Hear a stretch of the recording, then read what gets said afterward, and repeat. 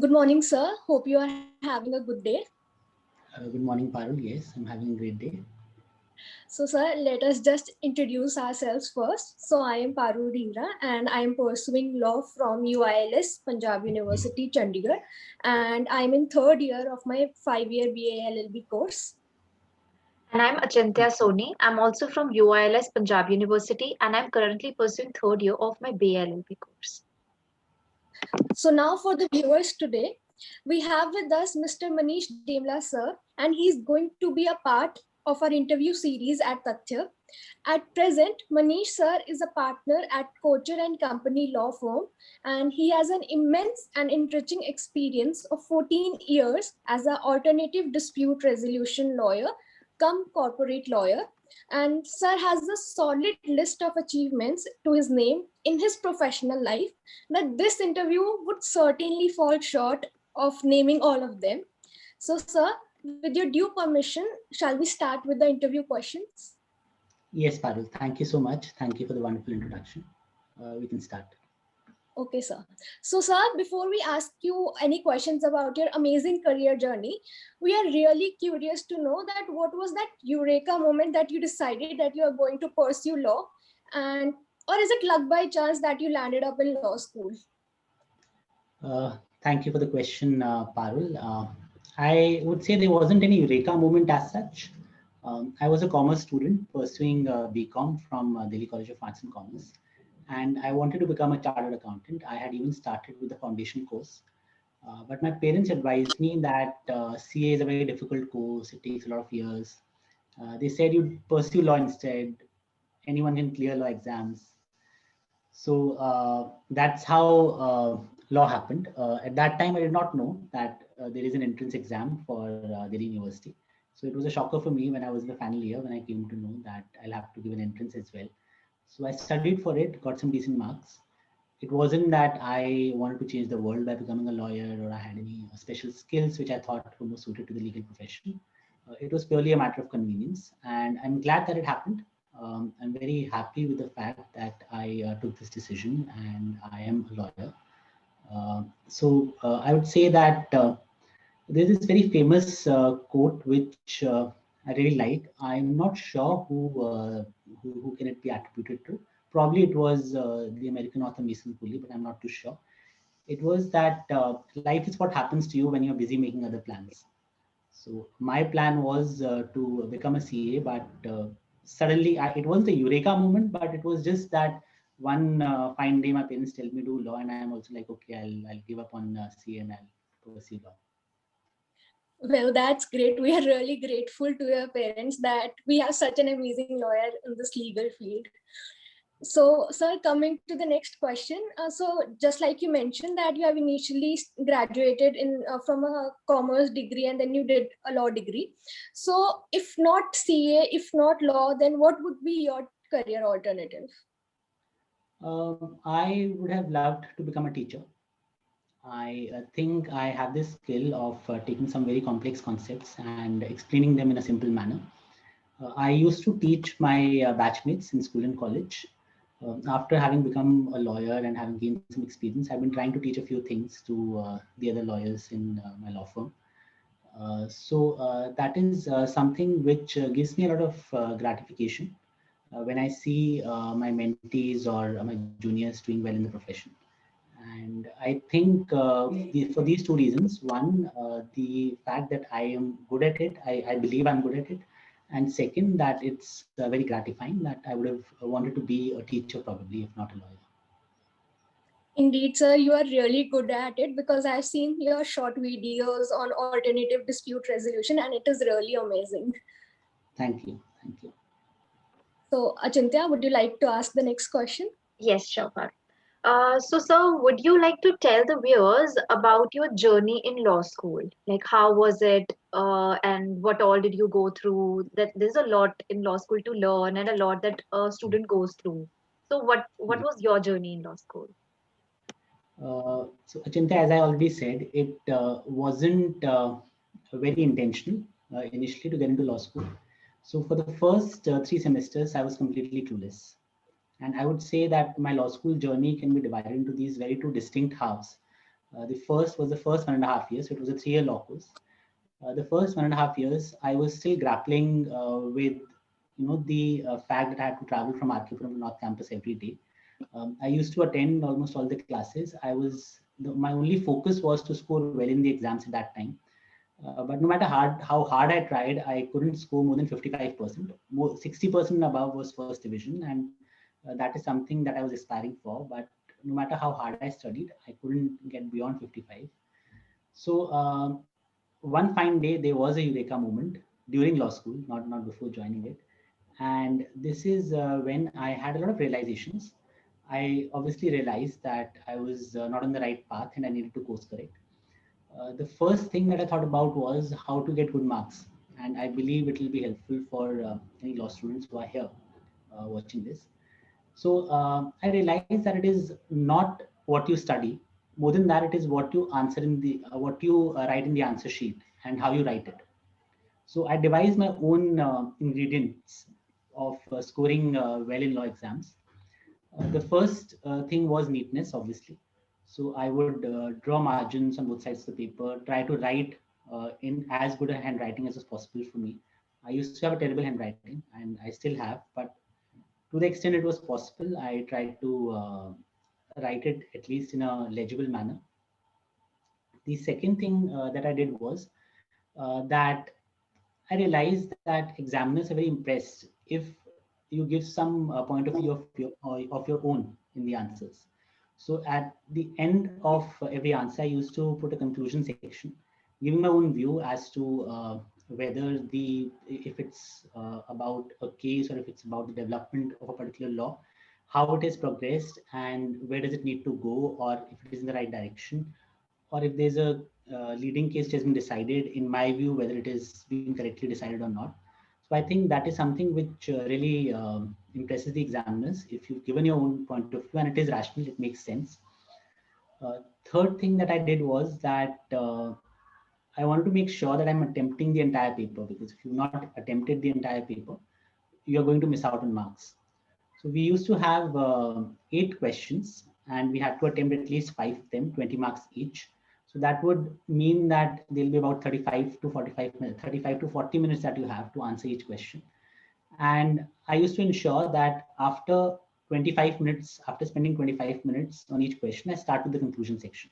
So that in 30 minutes or maximum 35, I've completed each question. And in the end, I used to have 10-15 minutes to just go through the paper again and highlight the important parts. The final thing which I used to make sure that examiners marked me well was to make sure, and it is very typical to DU. So DU has a case method of teaching. So for every subject, we used to get a case law material. We used to call it case material. And it was a compilation of important case laws on the subject. So I would ensure that I have mentioned at least all the case laws which are there in the case material, which are relevant to the topic at hand. I mentioned them in the answer. I don't leave out any of them. And I highlight that so that the examiner knows that, okay, he has taken all the relevant cases into consideration. And because examiners also are human beings, they may not be able to read each and every word that you've written. In my case, with the handwriting, it was anyways not possible to reach each and every word. So I would make sure that at least I'm highlighting this fact that I have covered everything important in the answer. So that is something which helped me consistently score above 60% in the next 3 semesters. The second thing I did was I started taking part in extracurricular activities. I started helping in organizing various events in college, moot courts competitions, client counseling competitions. I also started participating in them. And though I did not win any, it did not deter me from participating. So another learning here is that no matter the fact that you're not winning, just keep trying, and it helps. Eventually, every experience that you have, it helps you in your profession. So I would say that the second half of the law school journey was definitely much more rewarding, and I put in more efforts. The first 1.5 years, I think that was important to come to that realization. So both were equally important, with the second one being a more rewarding one. Indeed, sir. That is I an agree with you. And that's very inspiring as well, because we need a eureka moment in life to realize certain things. Yes. Over to you, Parul. Thank you, Chintya. So, sir, I want to apprise the viewers first about your huge success in this area of dispute resolution. Sir has been recognized and awarded for his immense hard work in this field by various platforms. And one of the recent recognitions that I came across was that Sir has been ranked as the up and coming dispute resolution lawyer in the Chambers and Partners Asia Pacific Guide 2021. So, sir, why did you choose dispute resolution as your main area of focus? I would say that it wasn't a very quick decision. I started as an independent litigation lawyer.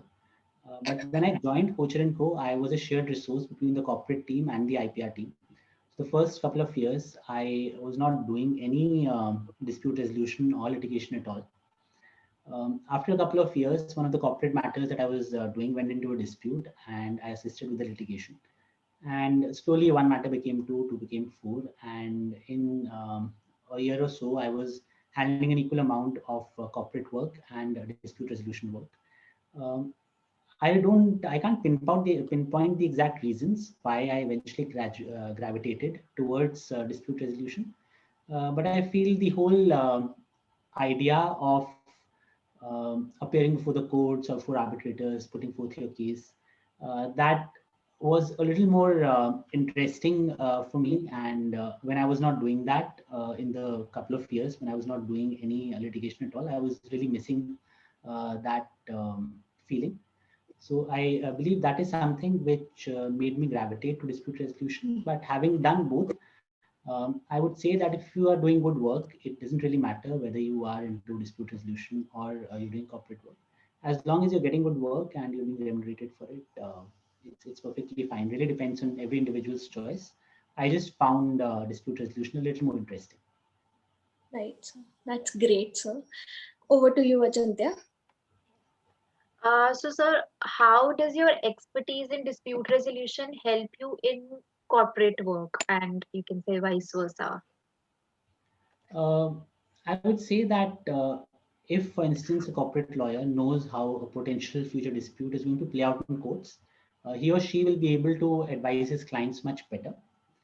And similarly, if there's a litigation lawyer and he knows how corporate transactions are structured, how they are negotiated, how is an agreement drafted from scratch, he or she will be able to convince a judge as to a particular interpretation of the contract or as to why a certain relief needs to be granted. And it's always good to have a mix of both initially, so that your horizons or your perception is broadened. I believe personally for me, it has really helped me to become a more well-rounded lawyer. And these days, I see a lot of law students right from the beginning specializing in something which is as small as competition law. Small in the sense that I would say there are basically three sections: sections 4, 5, and 6 in the Competition Act, and it's not a very wide field. So there are merits to doing that as well. But I believe that it really narrows your perception. And if you have a wider field of view, and if you've done practice different kinds of law, it really helps you become a better lawyer eventually. Indeed, sir. I agree with you. Completely agree with you, because I have been through, going into a specific field, but then completely realizing that how important it is to expand the horizons first, and especially in the Yes. initial years of the law school. Right. Eventually, you could specialize. Definitely, it really helps specializing. These are the days of micro specializations.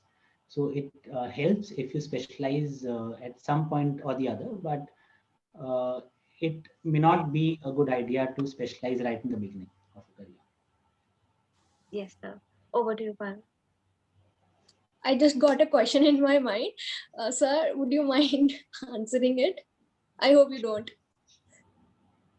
You hope that I don't answer? No, you answer. I just said that I hope that you don't mind answering it. Okay. I don't mind answering it.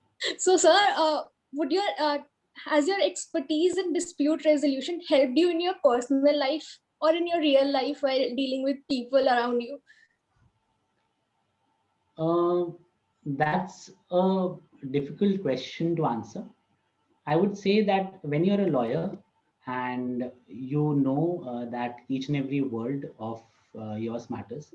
So, for instance, when you are writing legal opinions, people really follow them and they take it as the gospel truth. They follow your advice. So, as you become more experienced lawyer, you become much more measured with your words. So, it definitely helps in personal life, especially when you're dealing with your spouse. So it's something that I've learned, that how to be very measured in my words. It hardly happens that I would say something in anger which I'll regret later. So that it really helps you if if you have been conscious of it. A lot of times what happens is you switch off that button once you go home, right? But if you're very conscious of these things, and you know you have that skill which you're using in your profession and you can use it in your personal life as well, you can, and you'll be able to do it. Thank you so much, sir, for answering this question. So my next question would be that would you like to tell us about any challenging or any memorable case that you have handled? There have been many challenging and memorable cases in my career. One of them which I really remember is that there was a fraud of about 876 crore in the Indian subsidiary of a German company, and it led to a lot of police investigations by the Serious Fraud Investigation Office of the Ministry of Corporate Affairs. Then there were civil cases. Eventually, they had to restructure their business in India. There were settlements with about 1,900 franchisees and distributors. I was involved in all the major aspects of the whole matter. And because I had exposure to both corporate and dispute resolution, I was able to handle it as well as I could. And there was a period of about 2-3 years when I was working for about 15 to 18 hours every day. Sundays weren't enough. So it was a tiring process, but I learned a lot as well. And I think that is one matter which I really remember. It's good for the client that it's over, but it was a rewarding experience. That is amazing, sir, that you have handled such an amazing case at such a large scale. So over to you, Achintya. Thank you, ma'am. So, sir, since you first started with being an independent lawyer and then you joined Kocher and Company, so would you like to differentiate between the two experiences as being an independent lawyer and then being associated with a law firm? Chinthya, I can share my experience and how it was different for me. It may be different for different people. So when I started off as an independent litigation lawyer right after college, um, my problem was that I did not have anyone to guide me. So I managed to get clients because they were people whom I knew who did not have much money to spend on their cases. I would work for a pittance just to get experience. So I did manage to have a lot of matters, but there was no one to tell me that if I have drafted something, what is it that could have been improved, or if I have argued before the courts in a certain manner, if there is something I could have improved in that. So I was totally on my own. And then every small thing has to be taken care of by you. Obviously, I managed to have the luxury of hiring a clerk who used to do the small things. But suppose there is no cartridge in your printer, okay, you have to get it. If your desktop is not, so I did not have a laptop at that time, I used to work on my desktop. If your desktop is not working, there's some problem, you have to get it repaired on your own, right? So one, there are logistical issues as an independent lawyer, which you have to take care of on your own. You have to follow up with the clients for payments on your own. You have to raise invoices on your own. There's no one to tell you where you are going. In a law firm, the experience is quite different. There is a strength in numbers. So one, you have seniors who are guiding you. Every draft as a young lawyer, which you come up with, it will be reviewed by someone.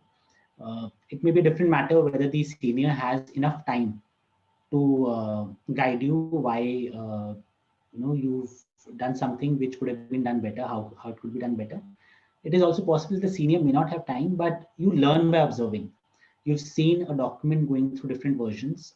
You understand, if you're smart enough, you'll understand why certain changes have been made to the document, and the final version that has come out, you compare and you realize that how you can improve.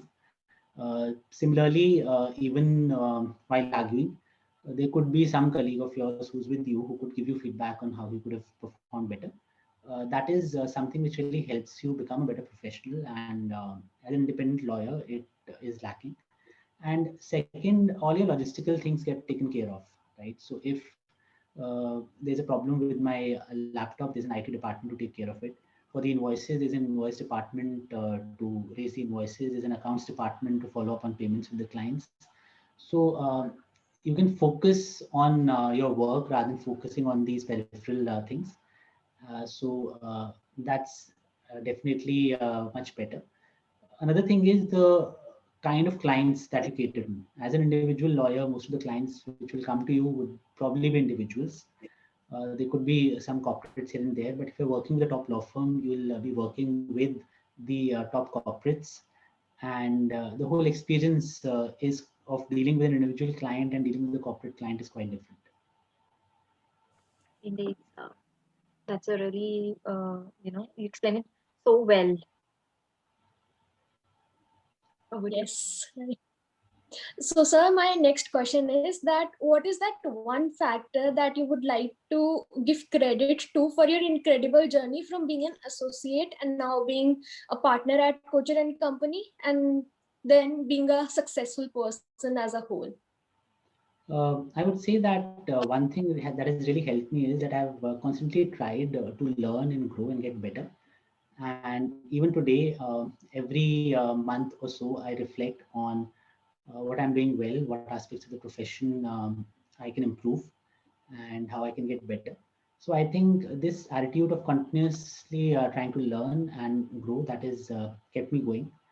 And a very famous person had once said that if you're not learning or if you're not growing, you're dying, right? So I want to keep growing and not decay.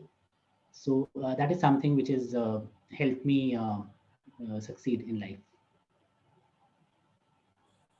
Indeed, sir. That is a true, I would say, trait of a successful person, that they know that they want to learn every single day and they don't want to rest and just sit like idle and not learn anything. That is amazing, sir. So over to you, Achintya. So, sir, what kind of attitude and mindset do you think that a law student should have to succeed in his or her life or his or her law school? Like you answered that thing before, that how to succeed in law school. But like, what kind of mindset one should have? I would suggest that give your best to everything that you do, because eventually it becomes a habit, right? So if you have your academics, give your best at it. If you are doing some extracurricular activity, you are participating in some competition, just try to give your best. Don't do things half-heartedly. And because what happens is that the way you do anything is the way you do everything. So if you don't like to do mundane tasks very well, eventually when something really amazing comes up, you won't know how to excel at it. So always strive for excellence in whatever you do when you are a law student. Second, as a student, you have a lot more time than you would have once you get into the profession. So try to upskill yourself constantly. So there are various things which people don't talk about. These are very small things, but they matter a lot in the profession. So, for instance, how fast can you type, right? Because once you start working, if you can type fast, you'll be able to complete your work in that much faster time, and you'll be able to give that time to other things. How fast can you read and comprehend, right? I am sure that even the two of you wouldn't know what's your reading speed. How many words per minute can you read? So if you don't know what is your reading speed, you can't improve it. And as a lawyer, you have to read a lot. And imagine if you can just double your reading speed, how much more you can read, and also how well you can comprehend what you've read, right? So if you are not in the habit of reading, and especially, for instance, if you're not in the habit of reading case laws, which you will come across eventually, which you'll have to read, it'll take you another 5 6 months to get acquainted with these things. But if you've already done those things, when you get into the profession, you are ready, right? How well you can focus. So in this today's distracted world, when you have notifications coming on your phone, are you the kind of person who can keep your phone aside, switch everything off, and concentrate on the work that you're doing, right? How well you can manage your time. Do you plan your day in the beginning? So these are traits of a successful person. And uh, what people do in their student life is they're thinking, okay, how do I become a great lawyer? Let me try to learn drafting. Let me try to understand law. But apart from that, if you can also do these basics right? If you watch cricket, they say do the basics right first, right? So if you can do the basics right, then you'll be much more well equipped to get into the profession once you become a lawyer. Indeed, sir. Thank you so much, sir, for this, for the views. Over to you, Parul. That was some really good tips, I would say. And sir, that would be our last question. So what would be the tips from your side to the law students who wish to become successful lawyers like you, apart from typing fast and reading and comprehending case laws? That is for law students. Yeah, that is something which is very basic. And Yeah. I also have a lot to achieve right now. I'm not that successful in my own eyes, so there's a lot that I have to do. And I'm also trying to constantly equip myself with new things. So what I'll suggest to law students is, one, as I said in the beginning, that is help me, that have this zeal to learn and become better every day. Second, whether you are practicing on your own, or if you are in a chamber practice helping a senior in a law firm, or if you are on a law firm, consider it as your own practice. Don't think that it is my senior's work, it's my senior who's responsible for it. Because unless you take responsibility for the work that you're doing, you will not be able to excel at it. You'll always feel that, okay, I've done this much, now my senior will do the rest of the work. So have this attitude as if it's your own practice, it's your own client. And if you can do that, you will be valued by your seniors, and you'll be able to do a much better job of whatever you do. Apart from that, as I said, that just keep trying to have skills which will help you become successful in general, become a better version of yourself every day. And if you can do these few things, and luck is on your side, you will definitely be successful. I think those were really helpful tips, and all our viewers also should feel the same. So, Achintya. Yeah. So thank you so much, sir, for like we're very thankful to you for having you with us. With this interview coming to an end, I'm sure that everyone who is watching the interview has been immensely inspired by you and your journey, and a lot of tips and golden rules in life that you have taught the viewers and us. So thank you, sir, for your precious time. And for the audience, please stay tuned to Tathya. Thank you. You're most welcome, Achintya and Parul, and thank you for inviting me.